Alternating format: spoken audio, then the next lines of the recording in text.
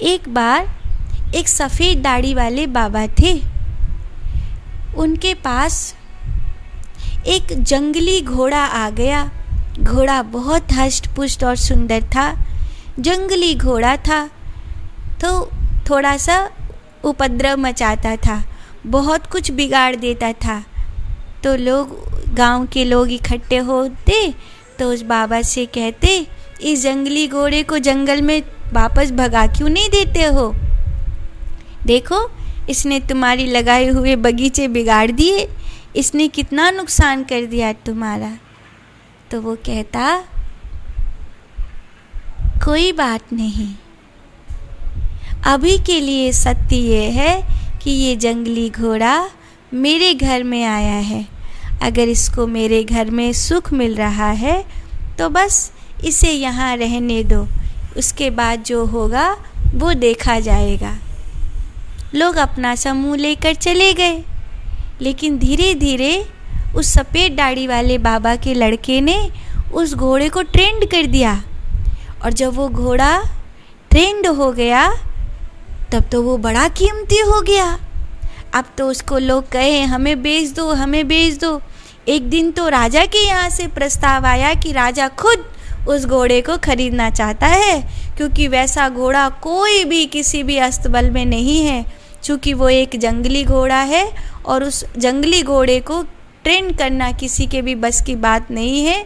और अब भली प्रकार से वो सब सीख चुका है, तो उसका ताकत, उसका जो बल है और उसकी जो समझदारी है वो राजा के लिए योग्य है। उसकी मुँह मांगी कीमत मिलेगी।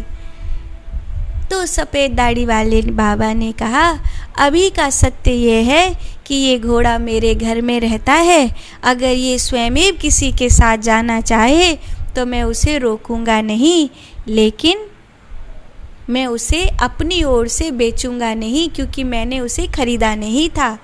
अभी का सत्य ये है, उसके बाद जो होगा वो देखा जाएगा। तो लोग फिर अपना समूह लेकर चले गए। सोचा कितना मूर्ख है, इसके बदले में कितना धन मिल रहा था। पहले उन्होंने कहा था कितना नुकसान हो गया, कितना बुरा हुआ घोड़ा तुम्हारे घर में आया। फिर उन्होंने कहा कितना अच्छा हुआ कि घोड़ा तुम्हारे घर आ गया, ये तो तुम्हें स्वर्ण मुद्राएं दिलवा देगा, तुम्हारा घर महलों सब सोने के बर्तन में खाओ, इतना धन हो जाएगा। घोड़ा क्या आया, लॉटरी निकल पड़ी तुम्हारी। तो फिर लोग चले गए। लेकिन एक दिन की बात, वो सवेरे उठा तो घोड़ा वहाँ पर नहीं था। तो किसी ने घोड़ा चुरा लिया है। लोग जले पर नमक डालने के लिए आए कि हाय हाय कितना बुरा हुआ, कितना अच्छा घोड़ा था, अब देखो किसी ने चुरा लिया। अगर उसे तभी राजा के घर में बेच देते तो कितना अच्छा होता, तुम्हें धन मिल जाता। कितने लोग उसे खरीदने के लिए डोल रहे थे, लेकिन तुमने उस अश्रु को बेचा नहीं। अब देखो ना, वो चोरी हो गया, कितना नुकसान हो गया। तो सफ़ेद दाढ़ी वाले बाबा ने कहा, नुकसान कुछ भी नहीं है, क्योंकि ना तो मैंने उसे खरीदा था और वो अपने खाने पीने की व्यवस्था भी खुद ही कर लेता था। मेरे पास जो होता था मैं उसे खिला देता था। नुकसान कुछ भी नहीं है। अभी का सत्य ये है कि घोड़ा मेरे पास नहीं है, आगे जो होगा सो देखा जाएगा। फिर लोग चले गए कि ये तो मानता ही नहीं है, किसी नुकसान को नुकसान मानता ही नहीं है, किसी दुख को दुख नहीं मानता, किसी सुख को सुख नहीं मानता। कभी तो मानेगा, कोई बात नहीं। लोग उसकी बातें बनाते, ऐसा घोड़ा था, कितना अच्छा था, ये था वो था, पर वो कभी उसके लिए दुख नहीं मनाता। एक ही बात कहता, अभी का सत्य ये है कि घोड़ा मेरे पास नहीं है, आगे जो होगा सो देखा जाएगा। कहते हैं लगभग 2-3-4 महीने बाद वो घोड़ा फिर लौट करके उसके घर आया। और जब वो घोड़ा उसके घर लौट कर आया तो कुछ एक जंगली घोड़ाओं को अपने संग लेकर के आया। उसमें कुछ शिशु थे, कुछ बड़े थे, ऐसे करके लगभग 10-12 घोड़े संग लेकर के आया।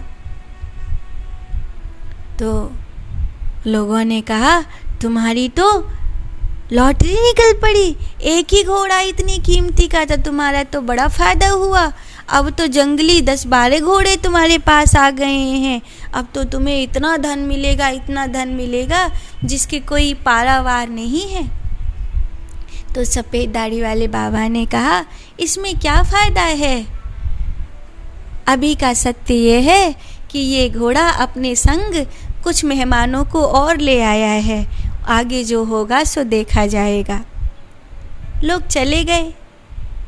थोड़े दिन बाद जो सफ़ेद दाढ़ी वाले बाबा का लड़का था वो उन घोड़ों को भी ट्रेन करने लग गया, और देखते देखते वो लगभग घोड़े ट्रेंड होने लग गए। लेकिन एक बार एक जंगली घोड़े पर वो चढ़ रहा था, तो जंगली घोड़े ने उसको गिरा दिया ट्रेनिंग के दौरान ही। तो वो उसका पाँव टूट गया लड़के का जब पाँव टूट गया तो फिर लोग मज़े लेने के लिए इकट्ठे हो गए। अब तो कितना भारी नुकसान हुआ, देखा कितना बुरा हुआ तुम्हारे साथ, तुम्हारे लड़के का पाँव टूट गया। तो उसने कहा, कुछ भी बुरा नहीं हुआ, अभी का सत्य ये है कि लड़का बीमार है, मुझे उसकी सेवा करनी है, आगे जो होगा सो देखा जाएगा। फिर लोग चले गए। सुखाया फिर दुखाया, फिर सुखाया फिर दुखाया। थोड़े दिन बीते ही थे कि राज्य पर आक्रमण हो गया। तो गांव के सब लड़कों को सैनिक उठा के ले गए कि तुम्हें सेना में भर्ती होना पड़ेगा, क्योंकि आक्रमण हुआ है, राजा के साथ लड़ने के लिए सैनिक चाहिए। तो गांव के जितने लड़के थे सबको उठा कर के ले गए, लेकिन उस सफ़ेद दाढ़ी वाले बाबा का लड़का बच गया। तो लोग बोले, कितने भाग्यवान हो तुम, तुम्हारा लड़का बच गया, अगर उसका पाँव नहीं टूटा होता तो आज तुम्हारा लड़का भी सेना में चला जाता। अब पता नहीं हमारे में से कौन जिंदा आएगा कौन नहीं आएगा, तुम तो बहुत भाग्यशाली हो। तो उसने कहा, इसमें भाग्य की कोई बात नहीं है, आज का सत्य ये है कि मेरे लड़के का पाँव टूटा हुआ है, मुझे उसकी सेवा करनी है। लेकिन तुम भी तो कितने भाग्यवान हो कि तुम्हारे बच्चे राज्य की सेवा के लिए गए हैं, देश को बचाने के लिए गए हैं, ये तो परम सौभाग्य की बात है, तुम्हें इसमें दुखी नहीं होना चाहिए। तो लोगों ने उस बाबा से कहा, ऐसा कौन सा मूल मंत्र है जिसके कारण तुम कभी दुखी नहीं होते हो? सुख आए तो उसमें भी संभाव से रहते हो, दुख आए तो उसमें भी संभाव से रहते हो। तो उस बूढ़े बाबा ने एक बड़ी प्यारी बात कही कि हर एक सुख दुख में बदल जाता है, हर एक दुख सुख में बदल जाता है। ये समय की धारा है, समय अपनी अनंत गति से चल रहा है। हमें न अकेले में रहने की चाह करनी चाहिए, न हमें भीड़ में रहने की चाह करनी चाहिए। अगर हम भीड़ में हैं तो सबको आनंद देने वाला बन जाना चाहिए, और हम एकांत में हैं तो अपने एकांत को परमात्मा से भर लेना चाहिए। यही सुख है, यही आनंद है। इसीलिए जो आपने प्रश्न पूछा है कि आपने किसी को दुख नहीं दिया फिर भी दूसरे आपको दुख क्यों देते हैं, तो आप इस नकारात्मक विचार से निकल जाइए। अगर वो सब आत्माएं हैं तो कहाँ कोई दुख दे रहा है, हो सकता है प्रारब्ध का कोई भोग पूरा हो रहा हो। यूँ समझ लीजिए अनजाने ही किसी के कारण आपको कोई पीड़ा हो रही होगी, क्योंकि कोई आपको दुख देना नहीं चाहता। इस संसार में कोई आपको दुख क्यों देगा? बस भगवान का भजन करिए और अपने सुख में सुखी रहने का प्रयास करिए, ध्यान करिए, अपनी श्वासों को साधिए। जब आप सहज हो जाएंगे तो आप दुख और सुख के पार हो जाएंगे। साधु।